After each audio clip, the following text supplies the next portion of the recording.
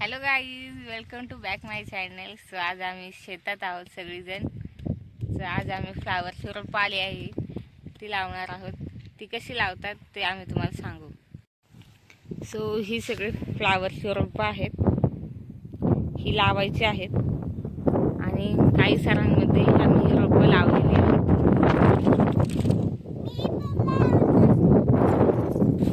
So आम्ही इथे लावत आहेत. ती कशी लावायची ते आता आम्ही तुम्हाला सांगू.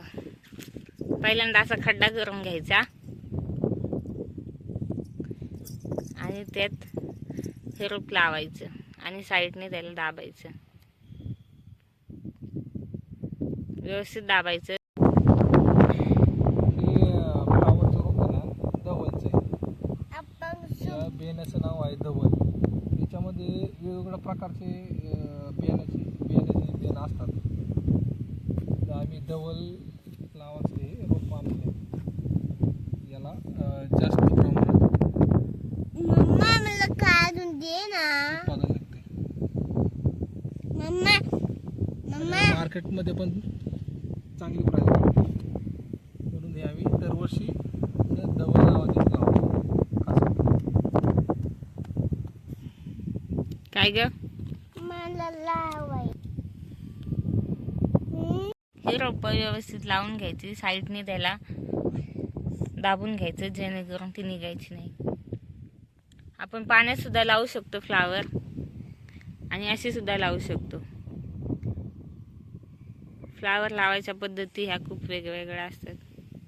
कुणी सरळ लावतं, कुणी वाफ्यात लावतं. माझी पिली सुद्धा इथं आम्हाला रोपं लावायला मदत करते.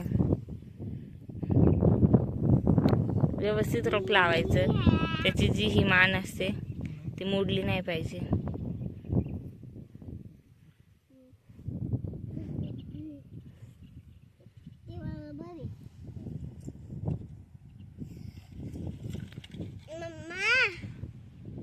काय ग, तुला पण लावायचंय ना?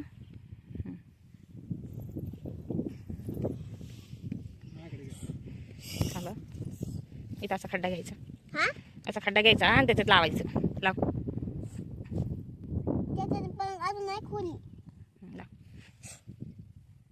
लाव लाव.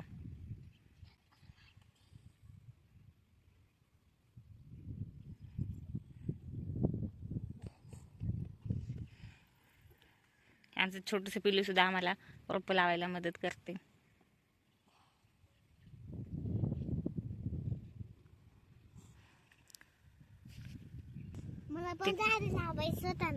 लावायचं तर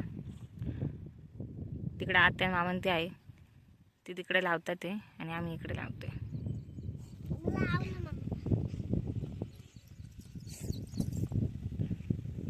आणि आज यांना सुट्टी आहे, त्याच्यामुळे हे सुद्धा आम्हाला रोपं लावायला आलेले आहेत. आज मला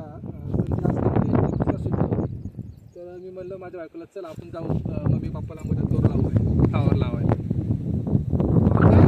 मी मदत करत आहे, मला पण सुट्टी असल्यामुळे हेल्प करत आहे.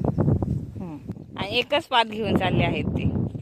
आम्ही इकडे 2-2 पाता घेतोय आणि ते इकडे एकच पात घेऊन चालले ते.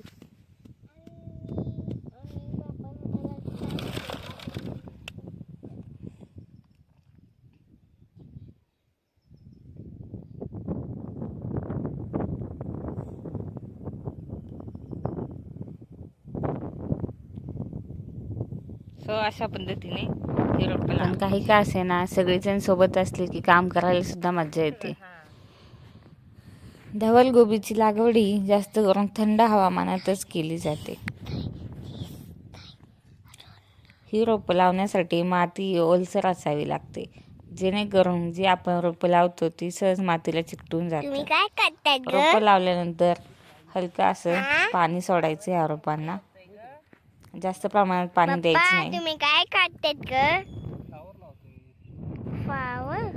ह्या रोपांमधील अंतर साधारणतः आपण 1 फूट किंवा 1.5 फुटावर ठेवलं पाहिजे. हे धवल गोबीचं रोप लावल्यानंतर साधारणतः 2 ते 3 महिन्यात खायला येतं आणि आपल्या हवामान, खतपाणी आणि लागवडीच्या वेळेनुसार त्याचा कालावधी कमी जास्त हे सुद्धा होऊ शकतो. सो तुम्हाला कसा वाटला आमचा हा व्लॉग आणि माहिती ते कमेंटमध्ये नक्की सांगा. Thank you guys.